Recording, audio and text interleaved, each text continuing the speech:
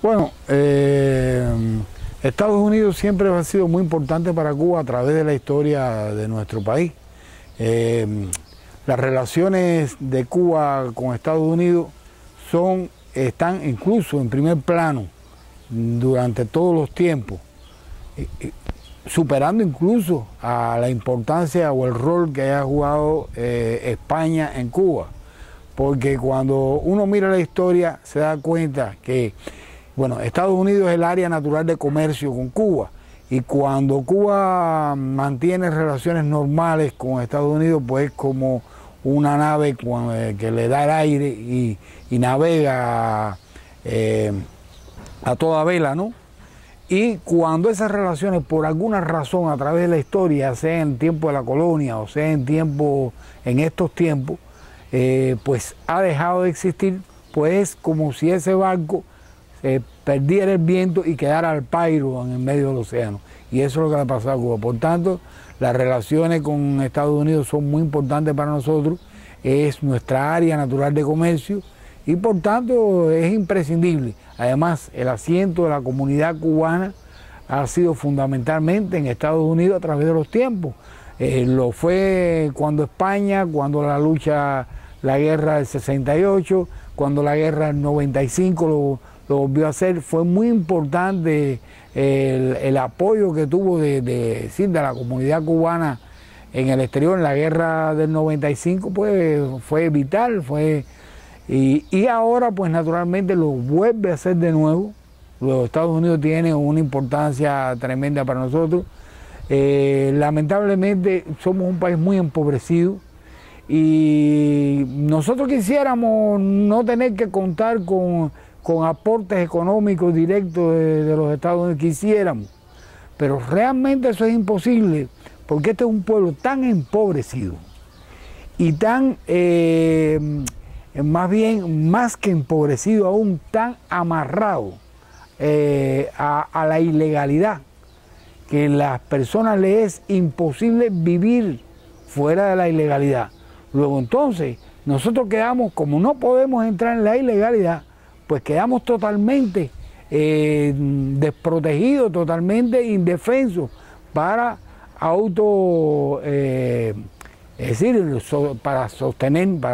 para sostenernos, para mantenernos como personas.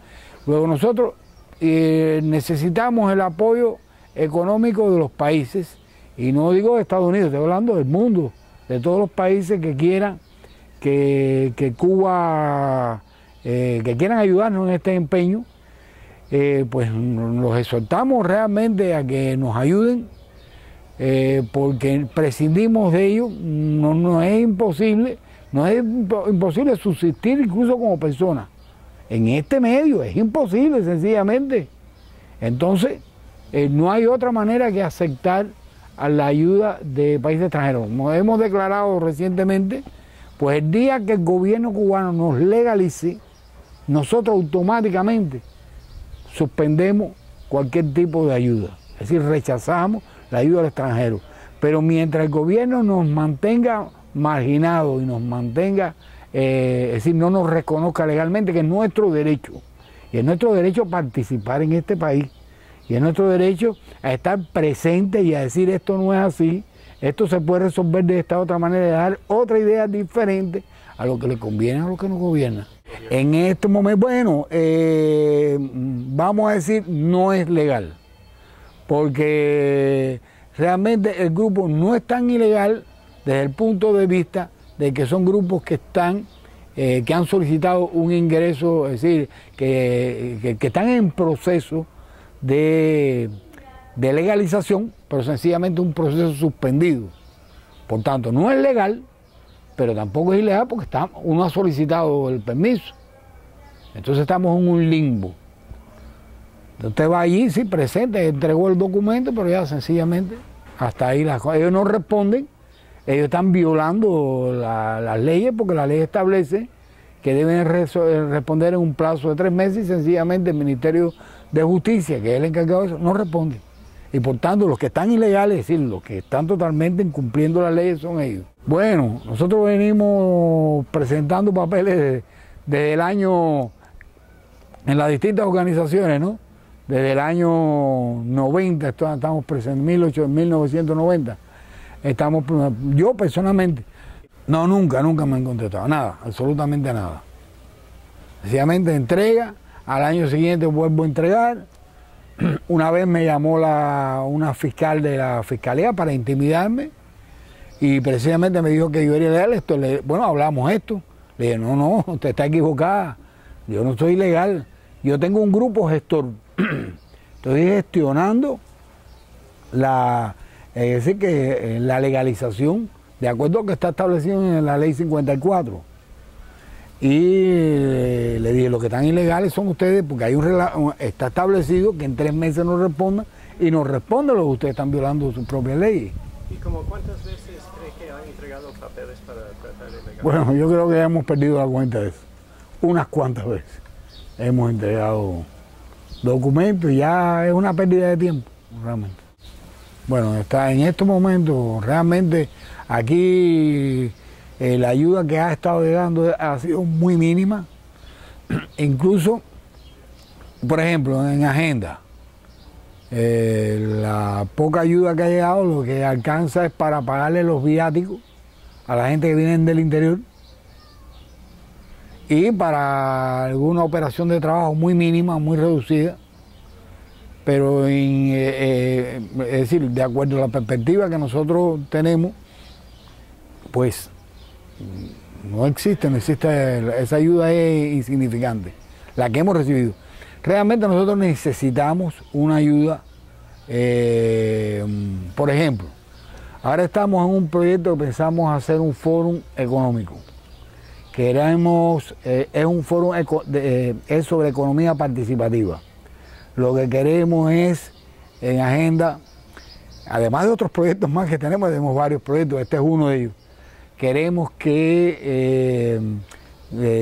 dar en 100 sedes en todo el país, no menos de 100 sedes, entonces llevar a través de, utilizando video y discos, llevar conferencias, utilizar también un monitor en cada sede, eso en todo el país.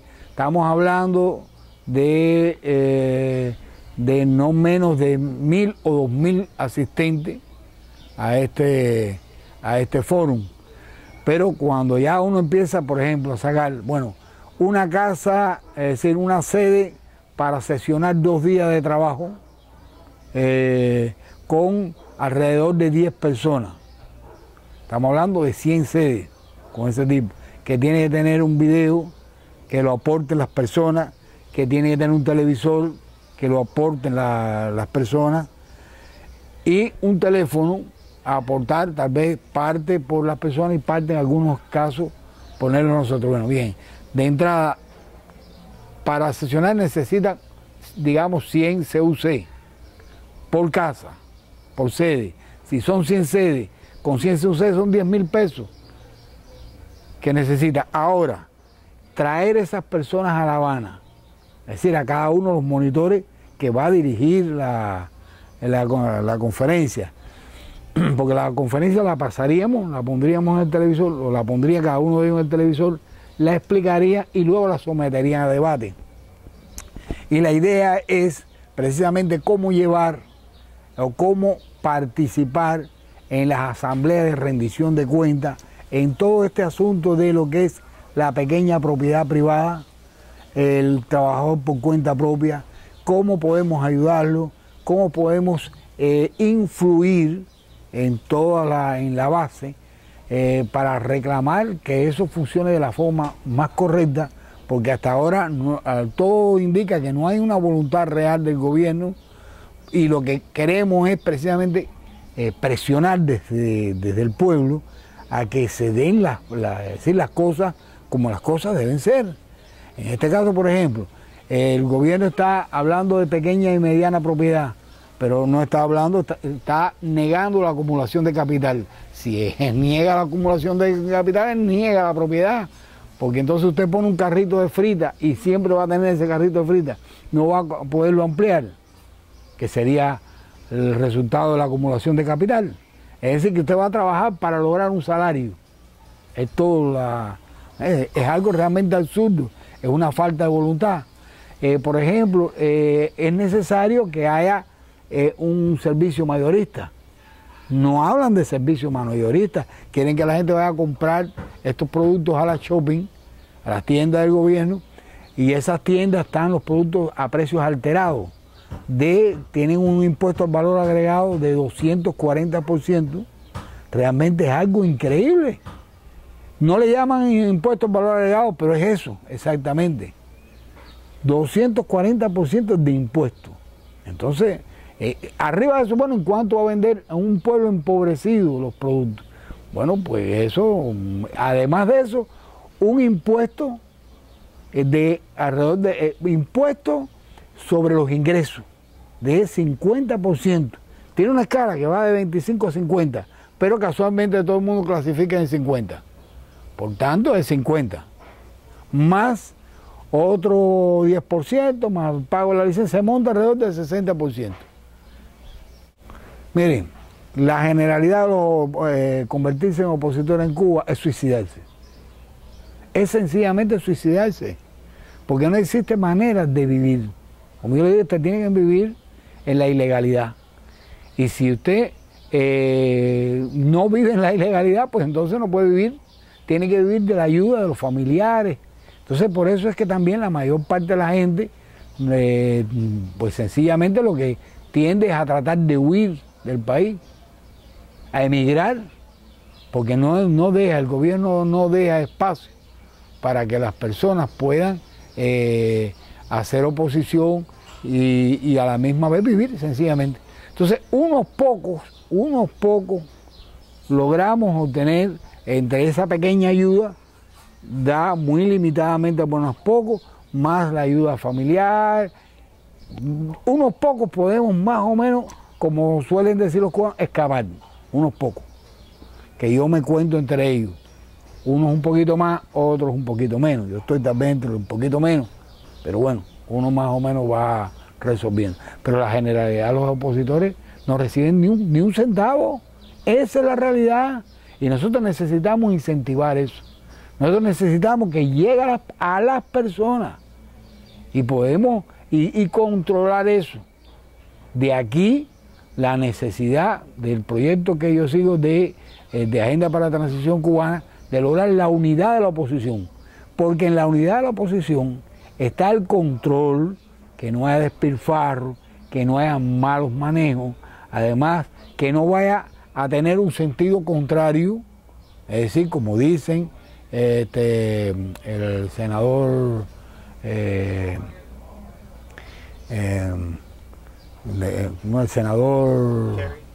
Kerry, John Kerry, que iba a parar a manos de la policía política. Eso no es exactamente así, pero puede que en algunos aspectos él no está, que haya algo de eso, ¿no?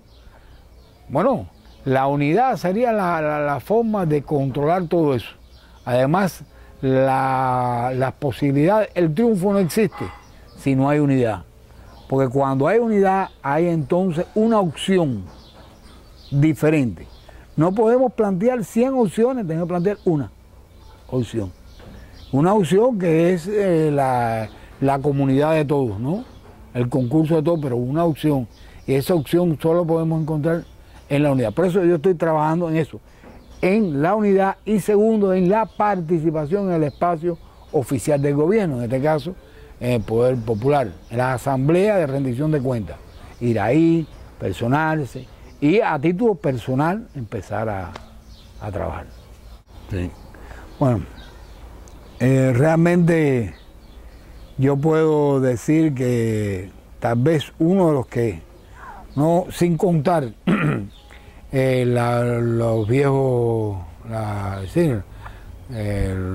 luchadores que tuvieron que purgar 30 años de prisión, sin contar los que perdieron, es decir, familiares.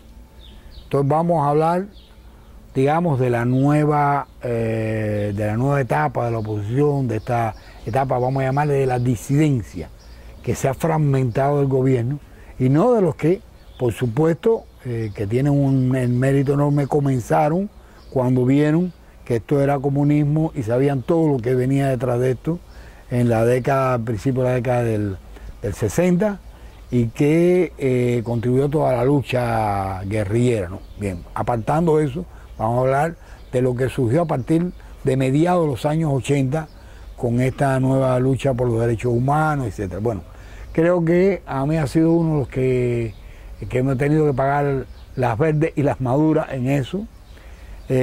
Primero, he tenido que pagar 15 años de prisión, porque mi trabajo siempre ha sido bastante efectivo.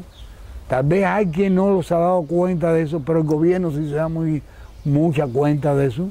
Por ejemplo, en la primera etapa que yo caí preso, es decir, yo he cumplido 2 prisiones, una de 1 año y otra de 15.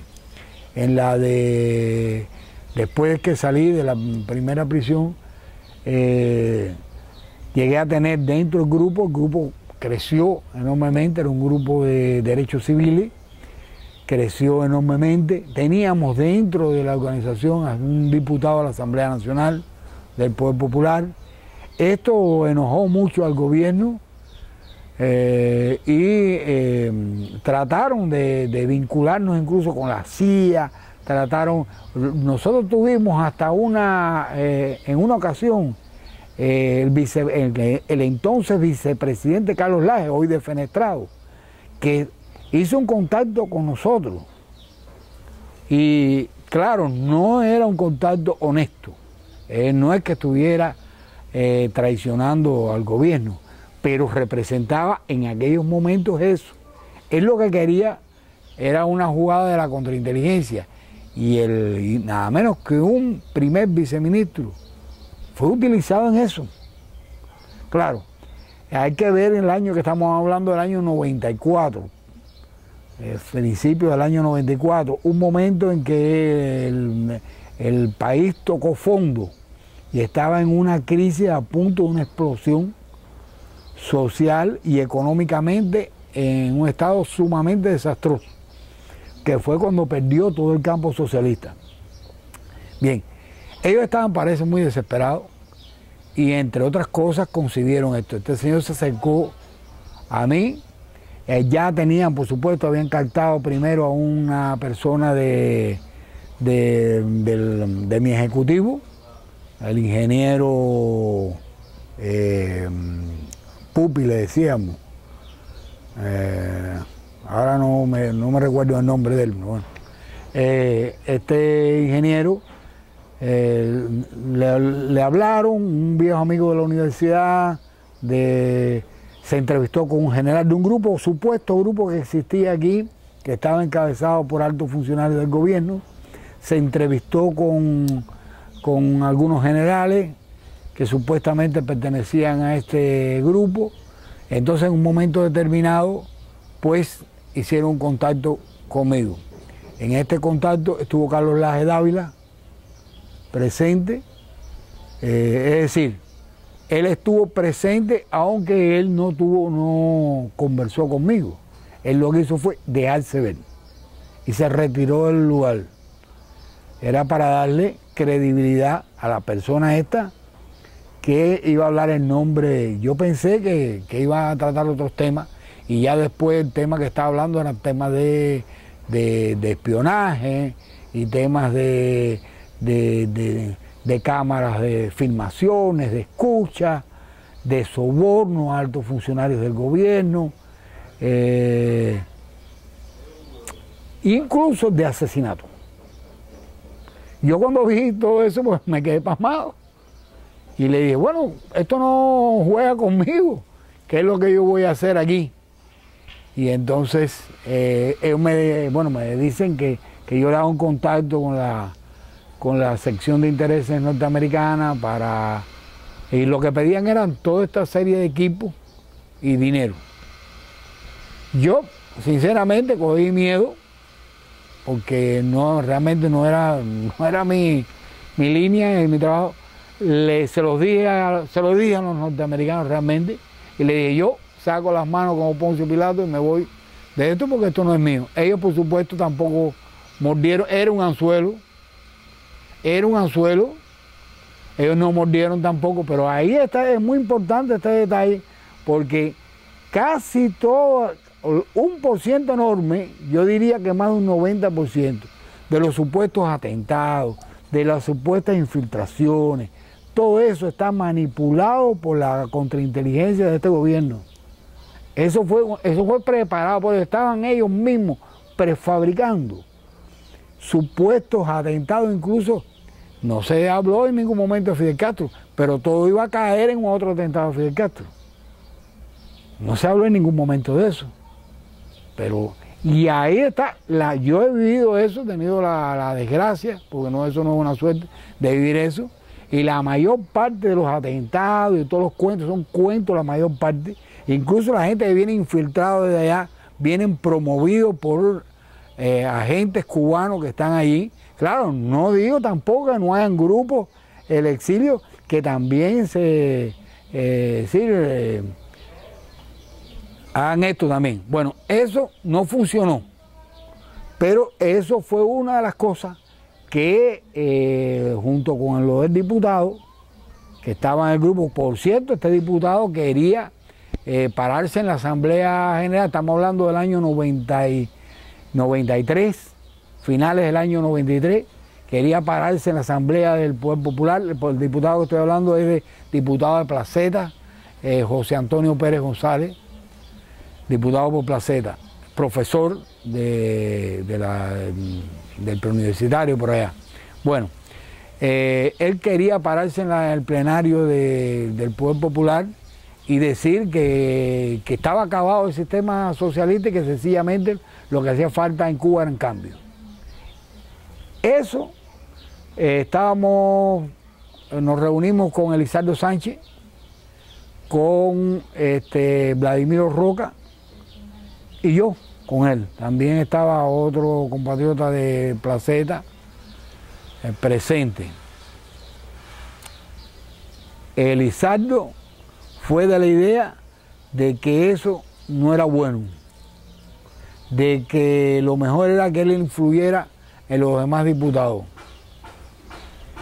Nosotros vimos eso como razonable. Él dijo, yo no puedo hacer eso porque no tengo nada que influir. Todas esas personas están convencidos de que esto no funciona, salvo algunos que sean un ignorante, que sean un ignorante para no darse cuenta que no funciona. Yo no les voy a decir nada a ellos con eso. Ahora, lo que todas esas personas tienen un miedo tan grande en su alma que de yo decírselo, automáticamente me van a echar para adelante, güey, me van a meter preso, eso es meterme preso. Y él tenía toda la razón. Insistimos en que no lo hiciera. Bueno, eso explotó, naturalmente, lo detuvieron, cuando me detuvieron a mí. Cuando llegué a Villa, que abrieron el expediente, lo primero que había era la foto del diputado. Pero nunca hizo eso, nunca habló. No, porque Elizardo Sánchez le dijo que no hiciera eso. Pero lo que él realmente tenía que haber hecho era eso. Él tenía toda la razón. Porque si él hubiese hecho eso, hubiese sido un escándalo, es verdad. Pero hubiese marcado un hito. Ahora se disolvió, pasó como nada. Y él estuvo muy dispuesto a hacer eso. Y ahí intervino el ministro del Interior, Abelardo Colomé Ibarra, habló con él, lo detuvieron. Cuando a mí me detuvieron, estaba en Villa, me enseñaron un video de él. Y entonces, por cierto, otra cosa muy interesante ahí, que en el video lo ponen a él como si él estuviera infiltrado en el grupo mío para obtener información. ¿Qué información? Si nosotros no tenemos nada secreto. Los secretos nosotros duran 2 horas, si acaso es secreto. Duran 2 horas, no hay nada secreto. Entonces que él tenía eso entonces yo recuerdo que bueno, después que yo vi el video me eché a reír, me dijo, ¿qué te parece? Y digo, bueno, lo primero que me parece es que el diputado está preso.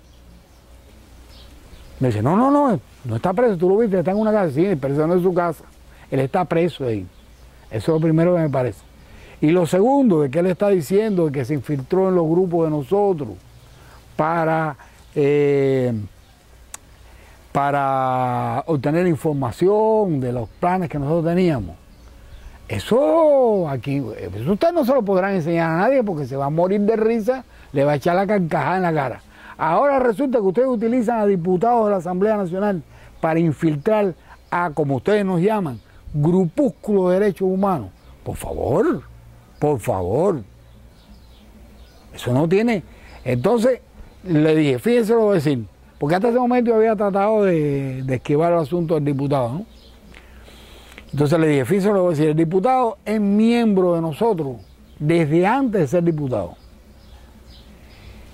Y él tiene derecho a pensar como le da la gana y a defender lo que cree en este país, más cuando ustedes han demostrado que lo de ustedes no ha funcionado nunca. Y además no ha funcionado en ningún lugar del mundo. Por tanto, le digo que si ustedes hacen algo contra el diputado, automáticamente lo vamos a lanzar al mundo y va a ser un escándalo y vamos a ver. Vamos a pedir el apoyo de todos los diputados del mundo. Bueno, la cosa paró en que ellos no le hicieron oficialmente nada al diputado. Pero lo sacaron de la escuela, lo mandaron a trabajar al campo y le dieron al hombre, lo machacaron de mala manera.